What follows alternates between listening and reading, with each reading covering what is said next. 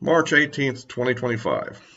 Well, it looks like we've finally begun to, there's a Trump and his the new administration's finally beginning to address the situation with respect to the Houthis' attempt to block the transport into the Red Sea, and I guess also toward Israel, because that route both goes to Eilat and Israel, but it also goes to the Suez Canal, and obviously that's actually costing Egypt money as well, because you have to pay to go through the canal. So for Egypt, so essentially this is kind of a war a little bit against Egypt as well as Israel, and and all of Europe as well. It's a blockage of international waters, and this is usually one of the main commitments that the U.S. Has made over the years to protect freedom of the seas.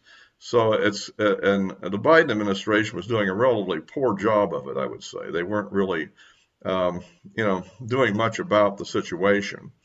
And so now it looks like with the attacks that were launched the other day and are presumably are ongoing, they're finally getting serious about these Houthis. And I've been advocating this for a long time, that the Houthis ought to be dealt with very severely. It was the Biden administration that took them off the terrorist list, which was kind of absurd since they're attacking international shipping and so forth. So, at any rate, I think we're getting some progress there. We'll see how this develops. At any rate, to get us off the defensive, because we've been expending a fair amount of our anti-aircraft missiles that the Navy has, the Standard missiles particularly, and other weapons of that sort, to intercept all these things that are being shot at our ships and other ships by the Houthis as well. And so now we can kind of go to the source here. I don't know if we're going to actually bring in the big bombers or not, but so far we're just relying on the tactical fighters from the aircraft carriers. So. And I think that might be sufficient. We'll see how it develops. I know there's a little bit of an ultimatum issued to Iran, although I don't know that directly striking Iran at this point is necessarily the thing to do. We'll have to see about that. The one problem with getting into it with Iran is if Iran is seriously hurt, Iran can probably block off the Persian Gulf by a variety of sabotage efforts. And it might take some effort to free it, and it might even involve the use of ground forces. So I don't know if we want to get into that kind of a thing or not. But but at the moment, I think the Houthis are a good target, and we can probably suppress them. So we'll have to see just how this develops. But I've been thinking this should have been done some time ago, and you don't expect a whole lot out of Biden, and well, you get what you expect. So anyway, if you like these videos, please give me a like, subscribe, and click the bell for notifications. Or you can follow me on Rumble at the address in the description below. Yeah. So this is kind of the way things are going, and also as of the time this will be published, we should be shortly around that time having a meeting, I guess a teleconference meeting between President Trump and President Putin, where they're discussing the Ukraine war and I guess how to end it. So we'll have to, kind of wait and see how this all develops. Also, it's another major development in this. I know his special envoy met with Putin, I guess last Friday, I guess it was, and supposedly he was got the traditional, waiting a few hours until he's entered in to have the audience. So I guess that's the way these powerful people like to operate, right? I guess politeness isn't a big thing in that world. I believe that Trump has done the same thing to certain other leaders, and I think Biden also did the same thing to some people as well. So that I don't know. At any rate, but we'll see how this goes. I understand they're going to try to start discussing things like territory and things of that sort, where I think there's a major difference between the U.S. and Ukrainian position and the Russian position. I mean, of course, as I understand, the Ukrainians are actually demanding that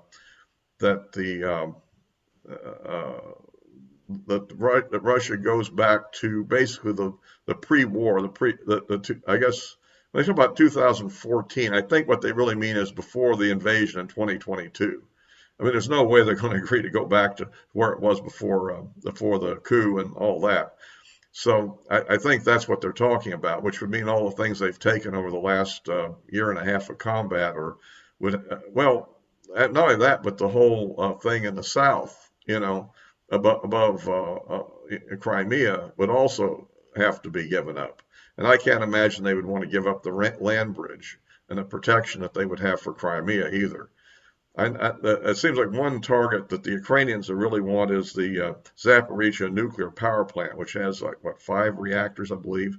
It's a pretty massive nuclear electric power system, and apparently that's something that the Ukrainians apparently need, I guess, to rebuild their industry and all that stuff. So the issue is there, of course, is that sort of in the Russian defense line, and I don't know what kind of deal could be worked out on that. Maybe just that they get the power from it and they're allowed to manage it. Maybe, I don't know, but we'll see where that is. Right now, the Russian troops are moving north towards Zaporizhia, although most people think that the advance is not strong enough to actually take it, but perhaps it's to secure the positions around the reactor. And also, another thing might be to just, again, to draw Ukrainian troops into different fronts where they'll have to put a certain amount of troops there so they won't have enough to launch major counterattacks. I guess they're pretty well on the way. I think they still haven't completely got absolutely all of the Kursk thing back, but they've got most of it now. And I guess by the time this is out, the offer that was made that they wouldn't be destroyed if they surrender is kind of, I don't think very many people surrendered. Anybody that surrendered, I guess, has surrendered, and I guess the war is on then, I suppose. I don't know. And so that's, we'll see how that develops. There's a lot of other things being discussed, and the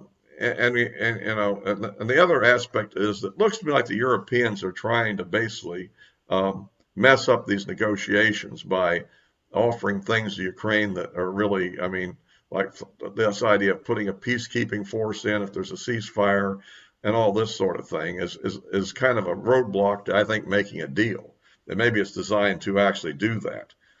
Of course, that gets into the issue that they wouldn't be going in under a NATO charter. They'd be going in as a quote group of the willing, or whatever you want to call it. And I think in that case, we need to make it perfectly clear that if they get in trouble in there, that we're not coming to their aid. And the other thing is, I think anybody that actually bases operations, particularly aerial operations, into there, if they get hit, the NATO rules don't apply to that either.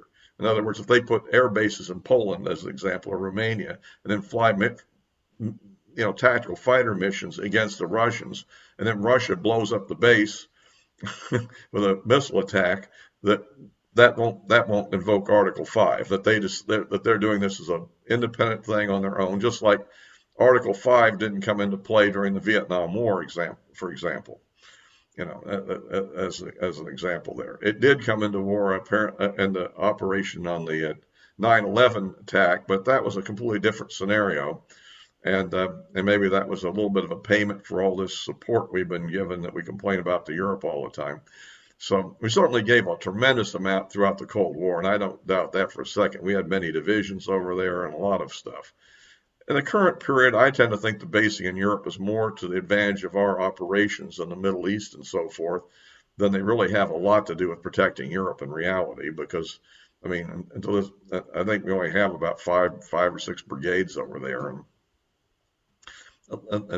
there's a couple of brigades they've moved in on a rotational basis since the war, since 2022. But prior to that, I think we had like 4 brigades, so I don't think it was a very large army force. I mean, that's what, a day, what that'd be 15,000 troops that would really be combat troops, and maybe some 2 or 3 tactical fighter squadrons. I mean, it's not a very large deployment, really, like it used to be in the 1980s and before, But at any rate, I'm just saying that we have to let them know that if they stick their nose into this thing, then if they get hit in the nose, well, it's not our problem, it's their problem if they want to do that.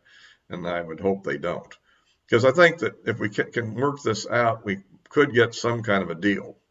The problem is, of course, it's a humiliating thing for the Ukrainians.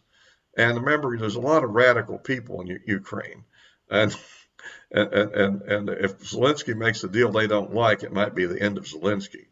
I mean, we've been fed a lot of propaganda about the thing domestically, and I'd say half of what we hear bad about Russia is not true, and about half of what we hear good about Ukraine is not true. They both are essentially authoritarian governments. Let's be real, and and both have significant human rights violations, I think. And so that's a reality we need to face. But the thing is, we don't get ourselves blown up over the thing. At any rate, that's what comes with this negotiation. You know, so far I haven't seen these massive sanctions that we have to deploy, not because we wouldn't be willing to do it, but simply because I don't think we have them anymore. We've basically used our sanction list up. I think that Secretary of State Rubio, in fact, actually sort of said so the other day, which is what I was saying all along. But at the same time, obviously, Trump has to posture as tough as he can, obviously. In fact, I still think that the positive things might be the real incentive rather than negative things here. And we'll see if that's right or wrong. At any rate, so that's why I think about that. And we'll see how the Houthis' fate is. And also, by the time most of you have seen this, we will supposedly have the release of the JFK documents, and we'll see what those turn out to be. I'm not expecting a lot. And I was planning on also at some time doing an update on my video on the JFK assassination, because I've completed the Isaiah Thompson book, I guess it was, and I've done my own analysis, and I have some ideas. I'm not exactly where he is, but I think I agree with most of what he says. So at any rate, I'll be wrapping this up for now, and I'll be posting this also on YouTube and Rumble, and the rest of my social media accounts are in the description below. All for now.